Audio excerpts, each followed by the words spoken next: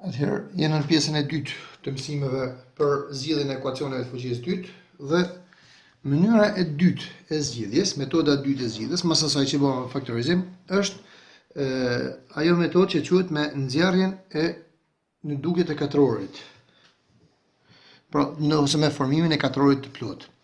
Përpara se me fillu me mënyrën, ju kujtoj pak formulën e rëndësishme të katrorit binomit a plus b në katror është a në katror plus dyfishi as me b plus b në katror dhe po tjetë me minus a në katror min a minus b në katror është a në katror minus dyfishi as me b plus b në katror. Këto formula mbrapsht, jo mbrapsht në drejtimin tjetër, në të na duhet me përdor në këtë metodë. Ideja është këto.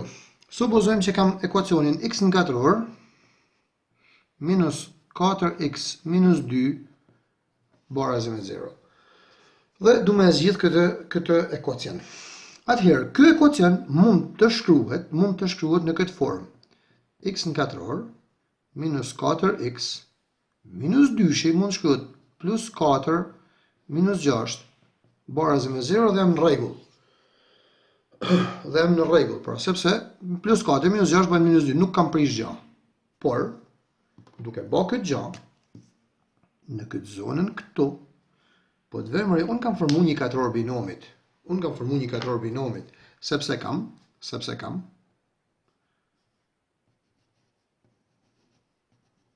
x në katror minus 4 që është 2 herë x herë 2 plus 4 që është 2 në katror. Pra është katror binomit. Pra kjo këtu është x minus 2 në katror minus 6 barazi me 0.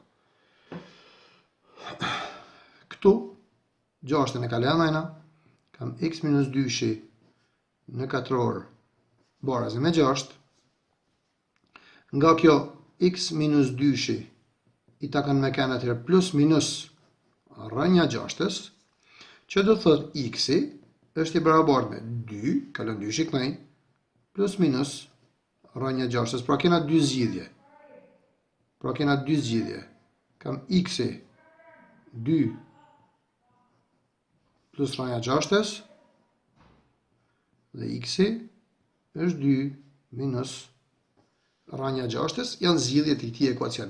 Ky ekuacion është praktikisht i pamundur mu realizu në praktik. Në teori normalisht që faktorizohet edhe ky përderisa ka zgjidhje, por në praktik është i pamundur mu bë me faktorizim.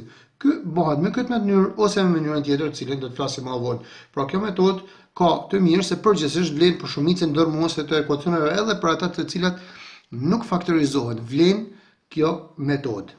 Mirë, po me të drejtë prap vjen pyetja, si e gjeta unë këtë? A ka një metodë praktike për të gjetë këtë? Atëherë, 4x-i unë në mend e di që është 2 herë 2x. 2 herë 2x. Pra do të zjarë një dësh dhe shafqa me këto. X-i është në katror këtu. Për me plotësu formulën duhet që edhe këtë dyshi tjetë në katror në krah tjetër. Pra, dyshi në katror i ta kanë me kanë 4. Në praktik, pra, për me ditë se që kam me shkru këto unë, unë duhet të shkruj gjysmën e kësaj në katror.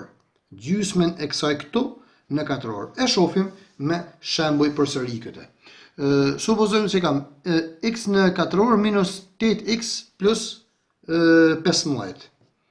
X në katror minus 8x plus 15 barazi me 0.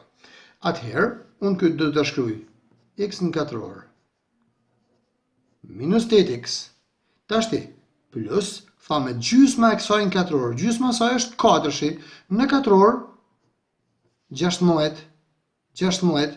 Por këtë 16 që shtova, unë duhet të ta zbres minus 16, dhe më dhe shkruj plus 15 që e kisha, barazi me 0. Tash çfarë ka ndodhur? Plus 16 a minus 16 thjesht nuk janë asgjë, janë 0. Por ama më ka ofruar mundësinë që unë të shtoj 16. Këtë 16 që më duhet. Ama për hatër të nevojës që kisha për 16, për me shtu, jam i detyruar për ruajtjen e ekuilibrit edhe me e zbrit. Tashti, këtu kam katror binomit Pra kam x minus 4 në katror, minus 16 plus 15 a bëjnë minus 1, barës me 0. Që do të thot, x minus 4 në katror është i barabart me 1, që do të thot x minus 4 është i barabart me plus minus raja e njëshit, që do të x i barabart me 4, plus minus 1, se raja e njëshit është 1, pra x i ka dy zgjidhje, 5 edhe 3, 5 edhe 3. Këto janë zgjidhjet për këtë ekuacion. Shohim prap një shembull tjetër. Me të njëjtën logjik, por thjesht për me përforcu të kuptuarin. Supozojmë që kena x në katror plus 10x plus 30 barës me 0. Atëherë, në dashka x në katror plus 10x plus gjysma e 10-ës në katror, 5 pra në katror, plus 25. Ama për rujtjen e ekuilibrit duhet të zbres 25. Plus 30 barës me 0. Kjo është katror binomit. Pra është x në katror, x plus 5 në katror. Është x plus 5 në katror. Minus 25 plus 30 bëjnë plus 5 barës me 0. Që do të thot x plus 5 në katror barabart me minus 5. Dhe këtu në ndodh një fenomen që nuk në ndodhi në shembullin e më përparshëm. Këtu kam x plus 5 në katror barës me minus 5. Mirë po, si mund ndodhin që diçka të uqu në katror të bëjnë në numër negativ, kjo gjë nuk mund të ndodhi, prandaj themi që ky ekuacion nuk ka zgjidhje. Pra, këto lloj ekuacionesh, ky ekuacion mundet edhe mos me pas zgjidhje, sepse na doli një paradoks i pamundur matematik. Shohim edhe një shembull tjetër. Kam x në katror minus 6x plus 9 barës me 0. Atëherë, sikur se thame, është x në katror minus 6x plus gjysma e 6-ës në katror është 3. Gjysma 6-ës është 3, në katror 9. Duhet 9, po 9 e pas kam. Atëherë nuk kam nevojë me shtu me zbrit gjë. Qënë ka formula e gatshme këtu, që i takon x minus 3 në katror barës me 0. Kjo ndodh vetëm në qoftë se x minus 3 është i barabart me 0, që do të thot x i vet me kanë i barabart me 3. Vërejtme që në këtë shembull më paraqiten 3 raste. Rasti i parë, kur kjo pjesa këtej delte pozitive. Pjesa këtu, në anën tjetër, delte pozitive. Në këtë rast, ekuacioni kishte dy zgjidhje. Rasti tjetër është kur pjesa këtu, pas barazimit, doli negative. Në këtë rast, ekuacioni nuk kishte zgjidhje fare.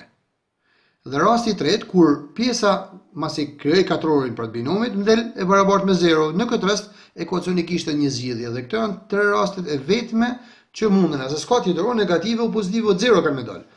Atëherë, themi që ekuacioni i fuqisë 2, pas ka 3 mundësi, ose të ketë 2 zgjidhje, ose të ketë një zgjidhje vetme, ose mos të ketë zgjidhje fare. Këto janë 3 mundësitë për ekuacionin e fuqisë 2. Dhe kjo është metoda e dytë e zgjidhjes së ekuacionit të fuqisë së dytë me një të panjohur. Në videon e fundit do të shpjegojmë edhe metodën e tretë